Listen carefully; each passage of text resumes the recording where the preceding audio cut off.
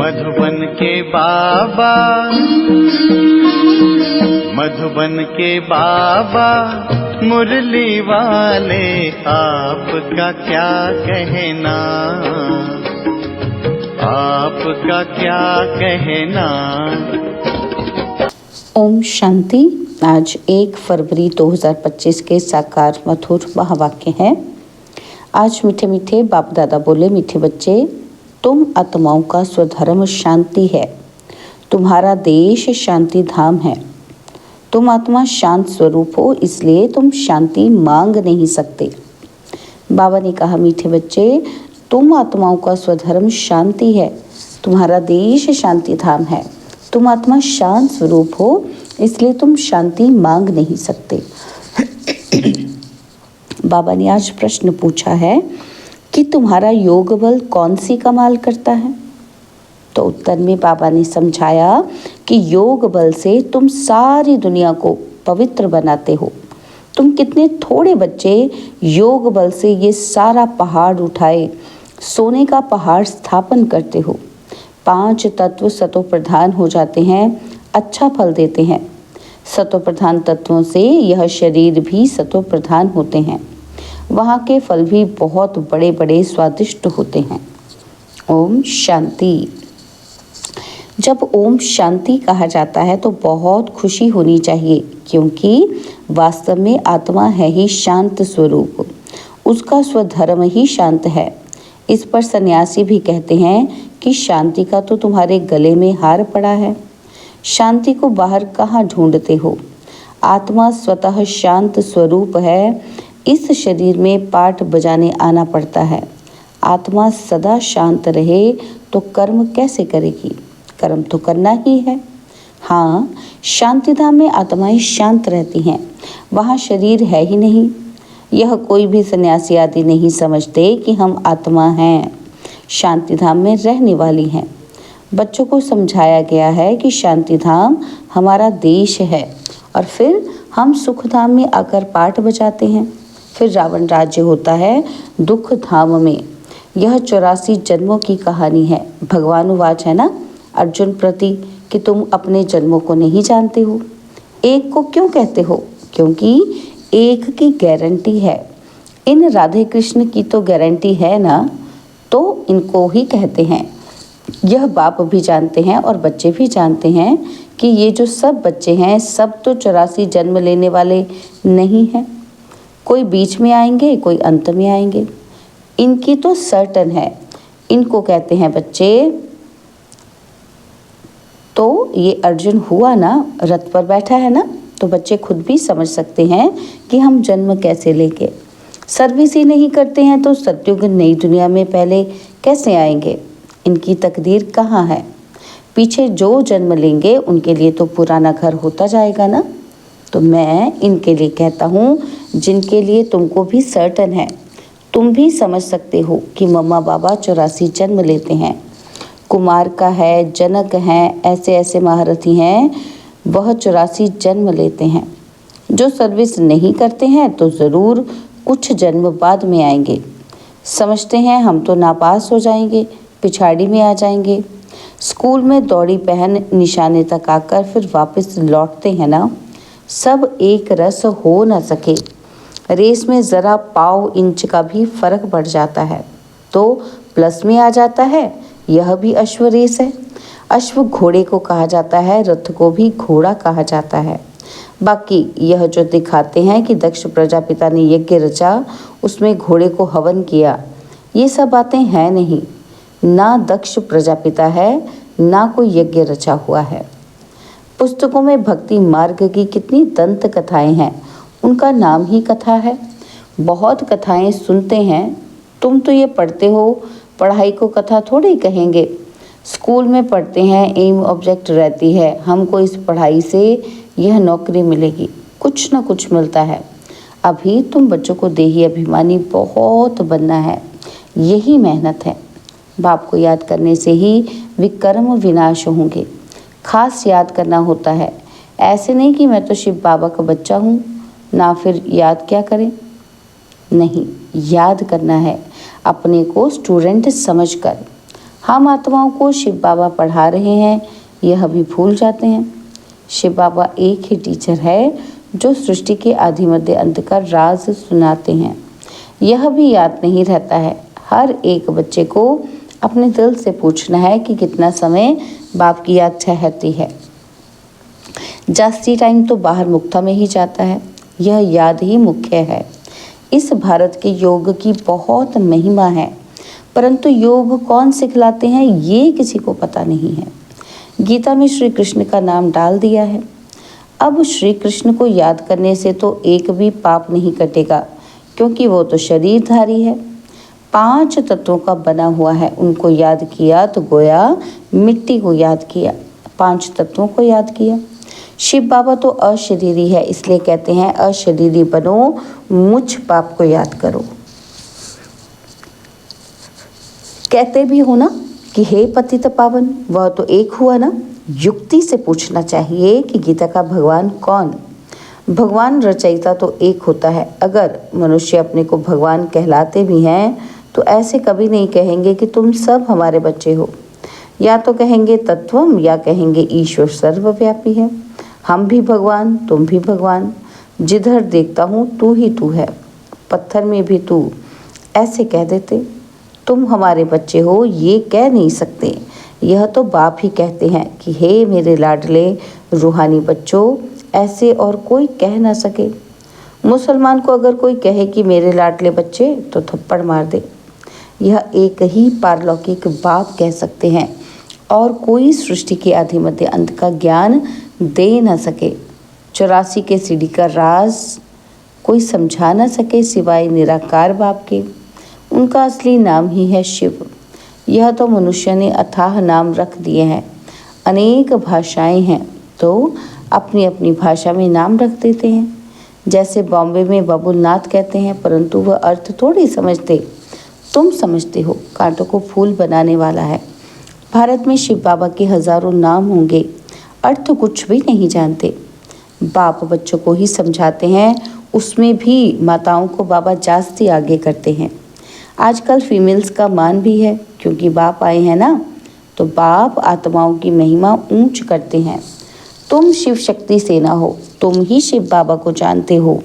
सच तो एक ही है, गाया भी जाता है कि सच की बेड़ी हिले डुले डूबे नहीं। तो तुम सच्चे हो, नई दुनिया की स्थापना कर रहे हो।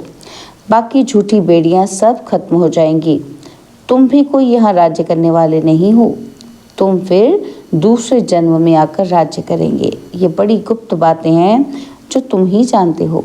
यह बाबा ना मिला होता तो कुछ भी नहीं जानते थे, अभी जाना है। यह है युधिष्ठिर, युद्ध के मैदान में बच्चों को खड़ा करने वाला। यह है नॉन वायलेंस, अहिंसक। मनुष्य हिंसा समझ लेते हैं मारामारी को। बाप कहते हैं पहली मुख्य हिंसा तो काम कटारी की है, इसलिए काम महाशत्रु कहा है। इन पर ही विजय पानी है।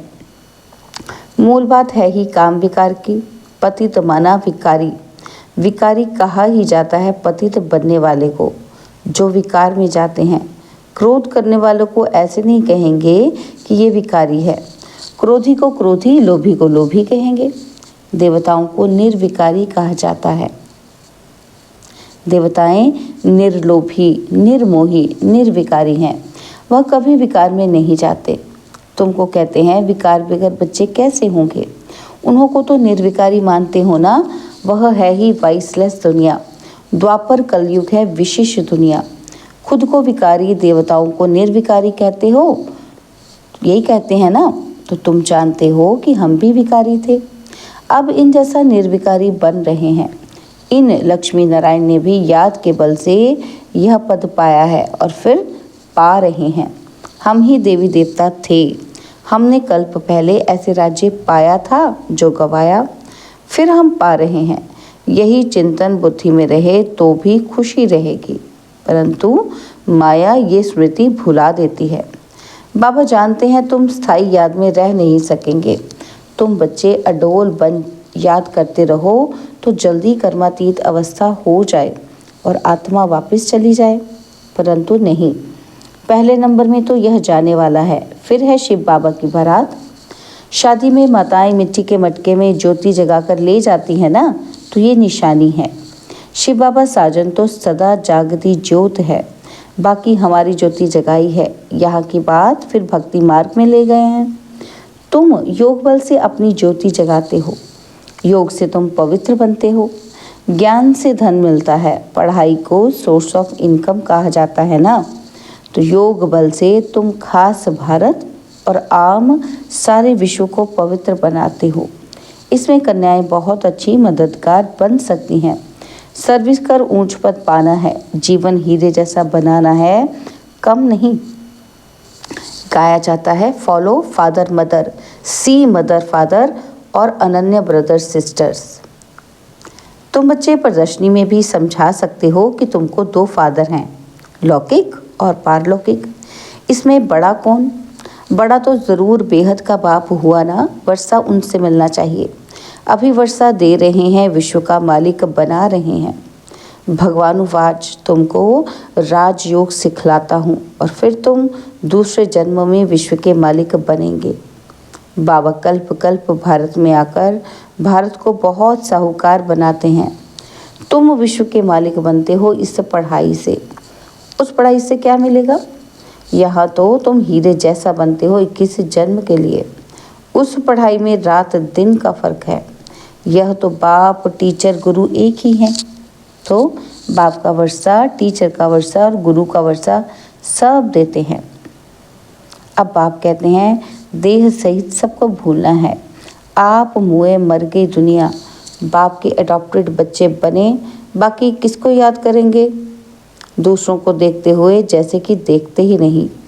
पाठ में भी आते हैं, परंतु बुद्धि में है कि हमको घर जाना है और फिर यहाँ आकर पाठ बजाना है। ये बुद्धि में रहे तो भी बहुत खुशी रहेगी। बच्चों को देह भान छोड़ देना चाहिए। ये पुरानी चीज़ यहाँ छोड़नी है, अब वापस जाना है। नाटक पूरा होता है। पुरानी सृष्टि को आग लग रही है। अंधे की औलाद अंधे अज्ञान नींद में सोए पड़े हैं। मनुष्य तो समझेंगे ये सोया हुआ मनुष्य दिखाया है, परंतु ये अज्ञान नींद की बात है जिससे तुम जागते हो। ज्ञान अर्थात दिन है सतयुग, अज्ञान अर्थात रात है कलयुग। ये बड़ी समझने की बातें हैं। कन्या शादी करती है तो माता पिता, सासू ससुर आदि भी याद आएगा, उनको भूलना पड़े। ऐसे भी युगल हैं जो सन्यासियों को दिखाते हैं कि हम युगल बनकर कभी विकार में नहीं जाते हैं। ज्ञान तलवार बीच में है। बाबा का फरमान है पवित्र रहना है। देखो रमेश उषा हैं, फिर भी कभी पतित नहीं बने हैं। यह डर है कि अगर हम पतित बने तो 21 जन्मों की राजाई खत्म हो जाएगी, देवाला मार देंगे। ऐसे कोई फेल हो पड़ते हैं। गंधर्वी विवाह का नाम तो है ना, तुम जानते हो। पवित्र रहने से पद बहुत ऊंच मिलेगा। 1 जन्म के लिए पवित्र बनना है। योग बल से कर्मेंद्रियों पर भी कंट्रोल आ जाता है। योग बल से तुम सारी दुनिया को पवित्र बनाते हो। तुम कितने थोड़े बच्चे योग बल से ये सारा पहाड़ उठाए सोने का पहाड़ स्थापन करते हो। मनुष्य थोड़े समझते हैं कि वह तो गोवर्धन पर्वत पिछाड़ी परिक्रमा देते रहते हैं। यह तो बाप ही आकर सारी दुनिया को गोल्डन एज बनाते हैं। ऐसे नहीं कि हिमालय कोई सोने का हो जाएगा, वहाँ तो सोने की खानियाँ भरतू हो जाएंगी। 5 तत्व सतो प्रधान हैं, फल भी अच्छा देते हैं। सतो प्रधान तत्वों से ये शरीर भी सतो प्रधान होते हैं। वहाँ के फल भी बहुत बड़े बड़े स्वादिष्ट होते हैं। नाम ही है स्वर्ग। तो अपने को आत्मा समझ बाप को याद करने से ही विकार छूटेंगे। देह अभिमान आने से विकार की चेष्टा होती है। योगी कभी विकार में नहीं जाएंगे। ज्ञान बल तो है, परंतु योगी नहीं होगा तो गिर पड़ेगा। जैसे पूछा जाता है कि पुरुषार्थ बड़ा या प्रारब्ध, तो कहते हैं पुरुषार्थ बड़ा। वैसे इसमें कहेंगे योग बड़ा। योग से ही पतित से पावन बनते हैं। अब तुम बच्चे तो कहेंगे हम बेहद के बाप से पढ़ेंगे। मनुष्य से पढ़ने से क्या मिलेगा? मास में क्या कमाई होगी? यह तुम एक एक रत्न धारण करते हो, यह है लाखों रुपए के। वहाँ पैसे की गिनती नहीं की जाती, अनगिनत धन होता है, सबको अपनी अपनी खेतियाँ आदि होती हैं। अब बाप कहते हैं हम तुमको राजयोग सिखलाते हैं, यह है एम ऑब्जेक्ट, पुरुषार्थ करके ऊंच बनना है। राजधानी स्थापन हो रही है, इन लक्ष्मी नारायण ने ये कैसे प्रारब्ध पाई, इनकी प्रारब्ध को जान गए तो बाकी क्या चाहिए। अभी तुम जानते हो कि 5000 वर्ष बाद बाप आते हैं, आकर भारत को स्वर्ग बनाते हैं। तो बच्चों को सर्विस करने का उमंग होना चाहिए। जब तक कोई को रास्ता नहीं बताया है, खाना नहीं खाएंगे, ऐसा उल्लास उमंग हो तब ऊंच पद पा सकते हैं। अच्छा, मीठे मीठे सिखिलते बच्चों प्रति माता पिता बाप दादा का याद प्यार और गुड मॉर्निंग। रूहानी बाप की रूहानी बच्चों को नमस्ते। हम रूहानी बच्चों की रूहानी बाप दादाजी को दिलवा चांद सिकवा प्रेम से नमस्ते। ओम शांति। प्यारे बाबा, मीठे बाबा, मेरे बाबा, शुक्रिया बाबा, शुक्रिया बाबा, शुक्रिया। धारणा के लिए मुख्य सार है, पहला पॉइंट है ईश्वरीय सर्विस कर अपना जीवन 21 जन्मों के लिए हीरे जैसा बनाना है। माता पिता और अनन्य भाई बहनों को ही फॉलो करना है। और सेकंड पॉइंट है कर्मातीत अवस्था बनाने के लिए देह सहित सबको भूलना है, अपनी याद अडोल और स्थायी बनानी है। देवताओं जैसा निर्लोभी, निर्मोही, निर्विकारी बनना है। बाबा ने आज वरदान दिया, तड़पती हुई आत्माओं को 1 सेकंड में गति सद्गति देने वाले मास्टर दाता भव। तड़पती हुई आत्माओं को 1 सेकंड में गति सद्गति देने वाले मास्टर दाता भव। जैसे स्थूल सीजन का इंतज़ाम करते हो, सेवाधारी सामग्री सब तैयार करते हो जिससे किसी को कोई तकलीफ ना हो, समय व्यर्थ ना जाए, ऐसे ही अब सर्व आत्माओं की गति सद्गति करने की अंतिम सीजन आने वाली है। तड़पती हुई आत्माओं को क्यू में खड़ा करने का कष्ट नहीं देना है, आते जाएं और लेते जाएं। इसके लिए एवर रेडी बनो। पुरुषार्थी जीवन में रहने से ऊपर अब दातापन की स्थिति में रहो। हर संकल्प, हर सेकंड में मास्टर दाता बनकर चलते चलो। स्लोगन है, हजूर को बुद्धि में हाजिर रखो तो सर्व प्राप्तियां जी हजूर करेंगी। हजूर को बुद्धि में हाजिर रखो तो सर्व प्राप्तियां जी हजूर करेंगी। ओम शांति। तो बाबा के अव्यक्त इशारे, अव्यक्त अभ्यास के लिए बाबा ने कहा, एकांत प्रिय बनो, एकता और एकाग्रता को अपनाओ। एकता के साथ एकांत प्रिय बनना है। एकांत प्रिय वह होगा जिनका अनेक तरफ से बुद्धियोग टूटा हुआ होगा और एक का ही प्रिय होगा। एक प्रिय होने के कारण एक की ही याद में रह सकता। एकांत प्रिय अर्थात एक के सिवाय दूसरा न कोई। सर्व संबंध, सर्व रचनाएं एक से लेने वाला ही एकांत प्रिय हो सकता है। ओम शांति।